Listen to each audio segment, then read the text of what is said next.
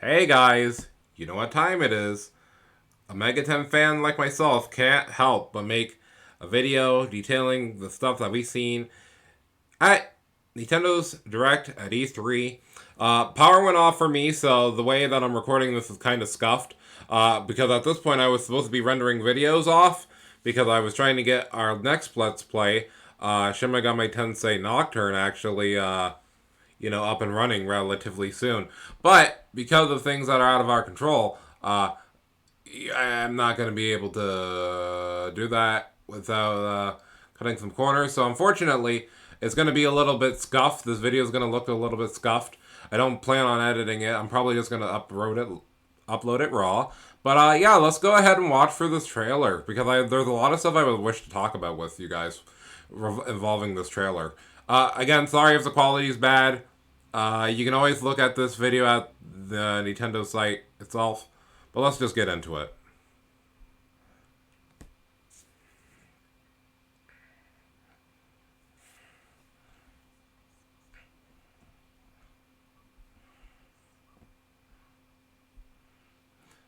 First off, already I would like to say that I really do think that these school outfits are really kind of dope. I really hope that when the apocalypse happens and the characters have clothing, it actually looks this clean, just like this school outfit. This school outfit doesn't have a reason to look this clean, considering, like, as you guys are going to see with my Shin Megami Tensei Nocturne, which is Shin Megami Tensei 3 playthrough, it's already, like, from this trailer, I'm already taking a lot of vibes from that game, and it's probably going to be transferred into SMT5 when we play it later this year. So anything I bring up is because I'm referencing the stuff I've already done for the playthrough, which will be then also being transferred probably over to next year. Or later this year when we start this playthrough. Oh, I'm excited.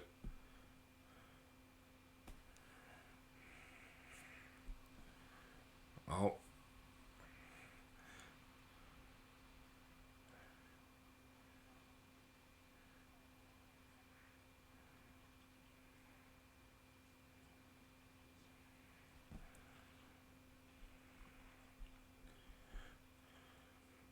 So, they said pulled into a different dimension. Now, for me, I'm like, I don't know if what they mean of that is literal or metaphorical. Because the literal sense would be literally you're just going to a new dimension where the world has already ended, or in the metaphorical sense where the world has ended and now your world is no longer there. My hands are up in the air because of stuff we'll be talking about later in the trailer, but that's just something I wanted to mention as well.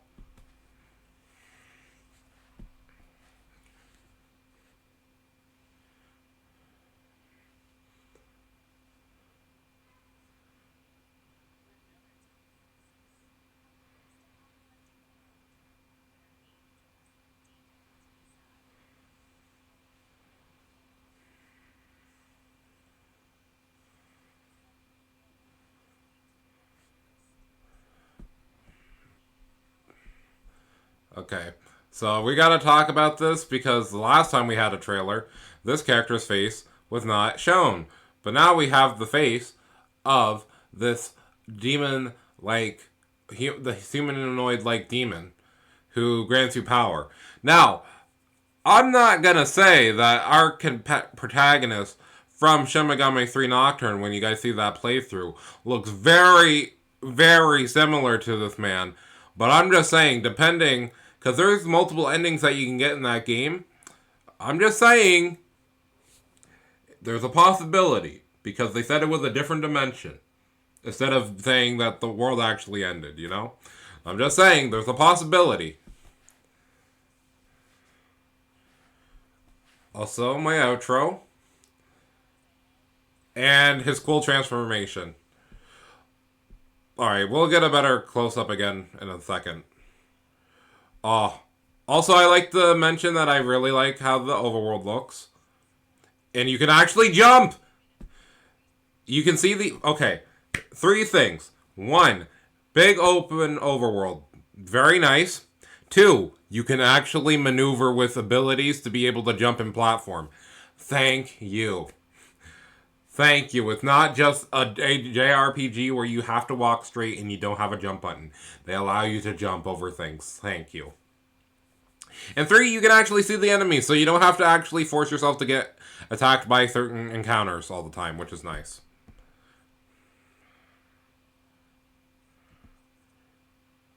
Also, that run is really good.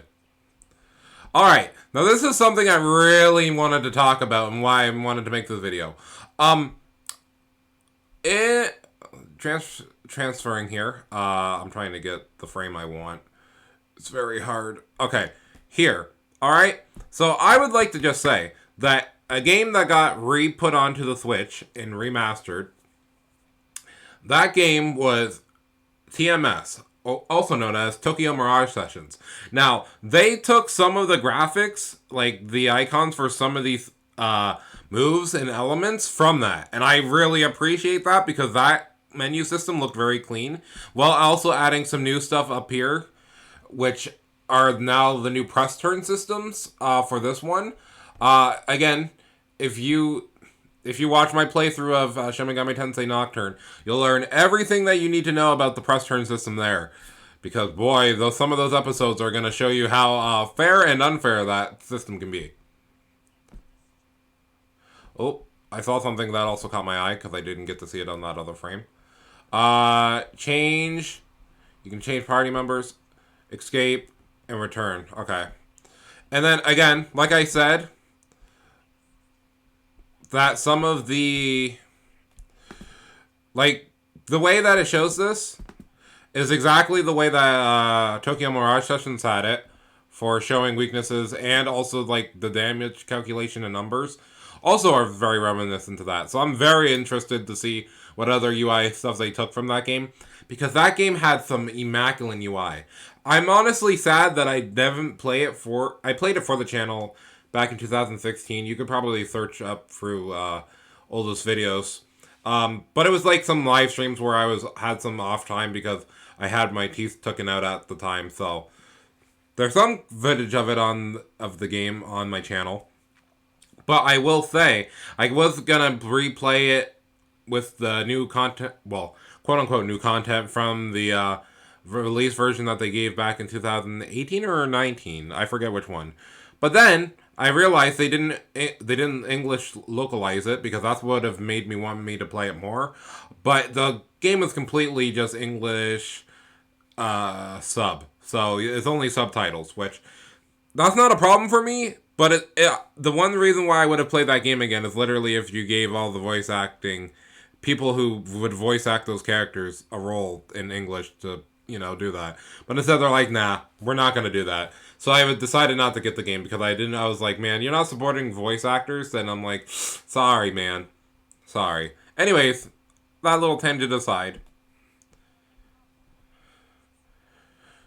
Also, I would like to mention that they called it combos, which is also a thing that happens in that game.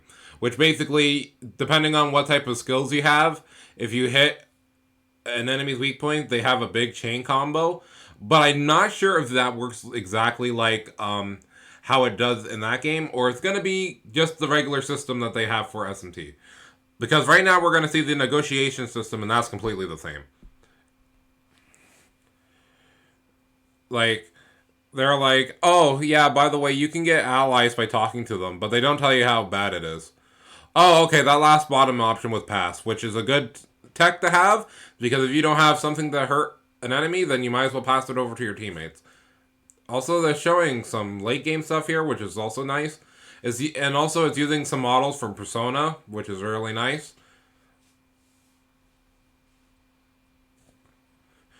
Yeah, basically they're saying right now, hey, sometimes if you just be rude, they actually like you. Isn't this strange? Ooh. I didn't get to see this when I was watching the stream of mine. Let's see. Alright, so here we go. So up top, we have all the skill potentials. Okay, so they're weak against ice by 3, strong against fire by 2, nullify, well, they're neutral against physical. They got Theo, Zon, light, dark, Then we have, it seems like Almighty. And then we have poison slash status element, healing, and buffs and debuffs. Because all of this stuff is reminiscent to the UI that they have for oh, okay. For TMS. Also, I would like to say that I was looking at the skill potential. The actual resistances of the enemy or the demon that you have is actually at the left there, right over here with the shield and the exclamation point. The exclamation points are the things that they're weak against, and the shield is what they either resist or drain. Um, what was I gonna say?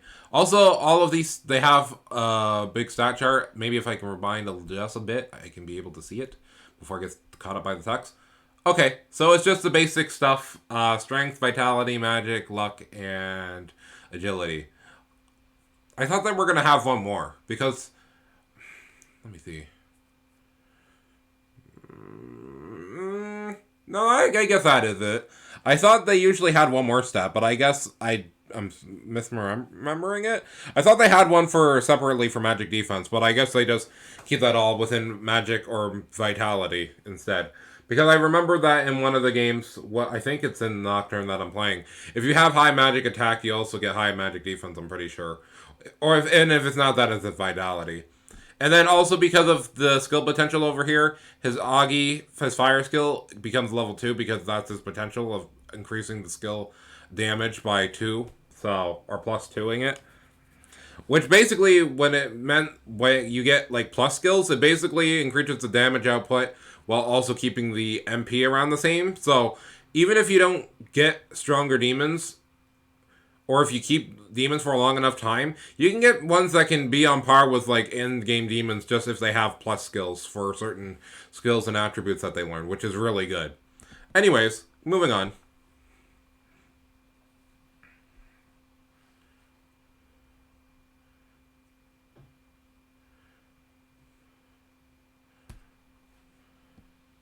Okay, they didn't show what level he was going to be at because that one's an end game demon. This one is not an end game demon. This is like an early on demon. I do like their models.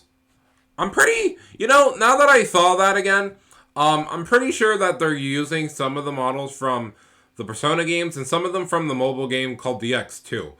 The only reason I say that is also because they had 3D models already rigged up for that game. They can have on Android or Apple products.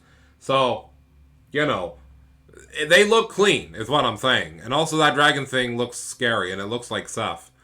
And we know him from Persona 5 Strikers. And all these layouts of this world, oh, so good. Also, I don't know who that is, but I want them. I want them on my team. But also, we paused at the best screen. I can't wait for somebody to take screenshots and say, remember, ball gazing is eternal. Anyways. But your character is really cool. But yep, it also comes out on November 12th, so you already guys know I'm already going to be playing this. There's no question about that. But yeah, that's really all I wanted to talk about with the game, because I really am excited to see what they're going to do to change, because they're mixing so many systems in this game that honestly it makes me really excited to actually just dive in and see how they made things a little bit better. Because I think in Apocalypse they had a good mixture of, hey, you can get really good stuff and you actually have a lot more control over the battles than I will say in like Nocturne and Regular 4. But hopefully they keep some of the things still okay. Because now that there's not random battles, you have to find them on the field. So I hope that there's a way. So if you need to grind, it's not as intensive, because it seems like there's only a limited amount of demons you can find unless you leave an area and come back in, which depending on where the loading zones are in each level, that could be a hassle and a half. But but no, I guess that's about it. Thank you guys for watching this video. I'm excited for this game, and yeah, unfortunately we didn't get any Xenoblade games, but I'm very happy that they showed off this game so I can gush about it, and that I can be completely prepared for the November of this year, because I called it last year that they were going to announce that the game was coming out. I didn't realize it was going to be a simultaneous release. But I will say that I called that last year. I was like, this year we're going to get news on the game, and we're going to get it. I mean, we didn't get it last year because of COVID, but we would have got it last year if it wasn't for COVID. So I'm pretty happy with everything, all in all. But anyways, guys, I'll catch you lovely chows next time. So ciao ciao, until then.